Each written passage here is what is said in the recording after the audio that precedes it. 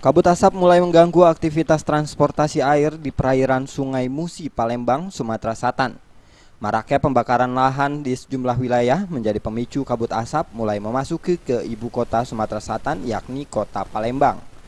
Sejumlah sopir kapal cepat mulai merasakan dampak dari kabut asap tersebut. Pasalnya sejak seminggu terakhir mereka harus ekstra hati-hati untuk mengemudikan kapal cepat dari Palembang menuju Kabupaten Ogan Komering Ilir. Jika di pagi hari jarak pandangnya pun hanya sekitar 10 meter. Akibat kabut asap tersebut penghasilan sopir kapal cepat juga mengalami penurunan. Pasalnya penumpang saat ini pun sepi. Penumpang pun banyak yang lebih memilih jalur darat untuk menghindari kecelakaan akibat kabut asap.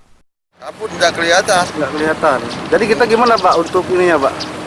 Harus hati-hati atau gimana? Harus hati-hati loh. Oh. Memang jarak kalau menurut Bapak berapa meter dari ini? 10 meter ya. 10 meter sekarang ya Pak?